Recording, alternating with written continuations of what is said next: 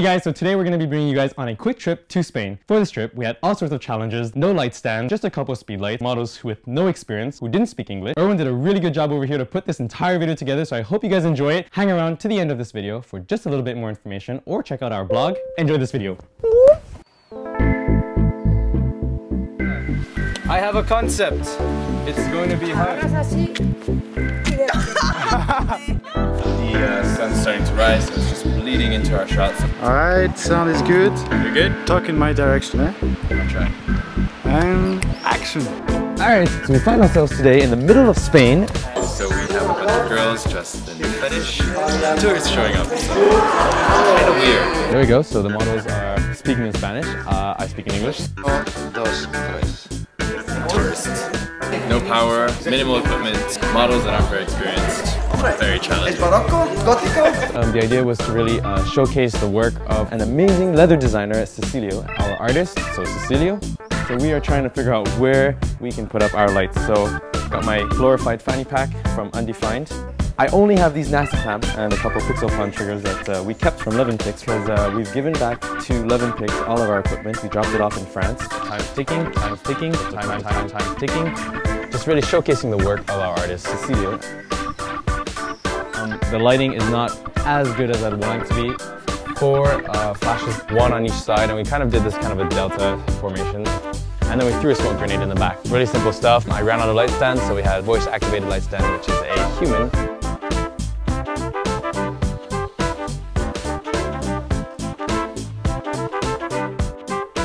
We had some problems with lack of light stands, so I have here my Sirui tripod. Really simple lighting here. We have the sun, my Sirui tripod, the 4 square and 2 flashes on full power, my Sirui tripod. The sun's actually here. I'm going to try to use that as a rim. That's it. We're making use of the location that we have, doing the best we can with the equipment that we have.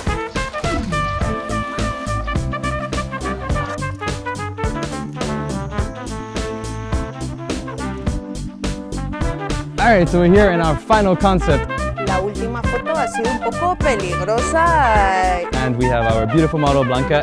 Es muy confortable. Es súper confortable.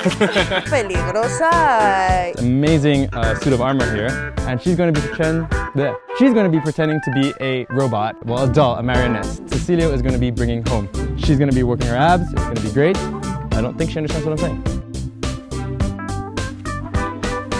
For a couple seconds we had the clouds coming in, but the models weren't ready because they just weren't ready. It was kind of hard to really position. By putting 4 flashes straight on, bare, full power, the general effect is definitely there. Since we're doing a composite, the camera's been on the tripod the whole time, so I took an extra HDR 5-shot bracketed image. I think there should be more than enough.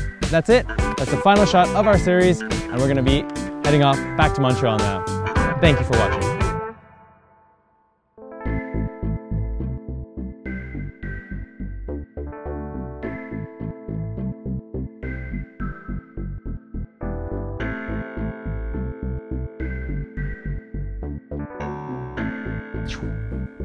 So, hope you enjoyed that. I hope it was fun. If you have any questions, please let me know. Ceclio was an amazing artist, and we really wanted to find a way to integrate him within his work. Very common that you meet artists, designers, and whatnot that are never really photographed with their works of art. And it was really important to me to take that opportunity to show who is the artist behind these amazing creations. I really wanted to come up with a storyboard, come up with a storyline that could integrate Ceclio just a little bit. So that's why we have Ceclio, a first-time model, with his other first-time models all integrated together. So that being said, I'm going to take a couple seconds right here to break down a couple of the challenges that we had. So the first thing I wanted to talk about was equipment. As you guys probably know, we're sponsored $8,500 worth of studio equipment by Love & Pix, but unfortunately we had to leave all of that behind when we left France to go to Spain. What we were left with though was Sirui tripods, speed lights, and nasty clamps. Luckily for us, when we arrived at the splendid location, we noticed that most of the places we wanted to shoot were going to be in the shade for most of the shot.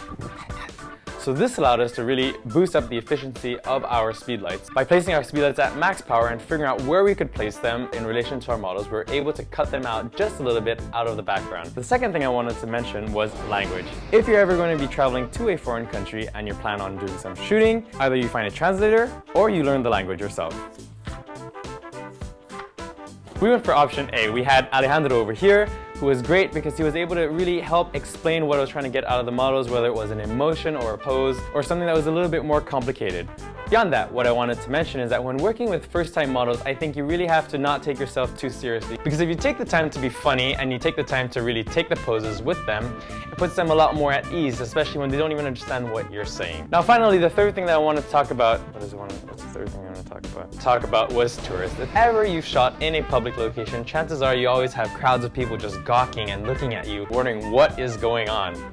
So now while that's fun and all and makes you feel like a superstar, make sure that you maintain control of your set. So don't be shy to tell them to back off, give you space, and they're also going to be trying to take pictures of you, so you have to be sure that they're there and they're respecting your models. In our case, we had these girls that were really not that dressed up. We had to make sure that they were okay with being photographed. Things turn out really okay once you're able to assert yourself and maintain control of the situation. So that's it for you guys today. Hope you enjoyed that. I'm going to have a bit more details on the blog, lighting diagrams and whatnot, so definitely go over, check that out. If not, we're also be coming up with a DVD that's going to focus a lot more on the post-processing as well as finer details in the actual creation of these shots. And that's pretty much it. So take the time to check out our other videos, like, comment, subscribe, share these videos. We put a lot of time and effort and we really love what we do, so be sure to check back.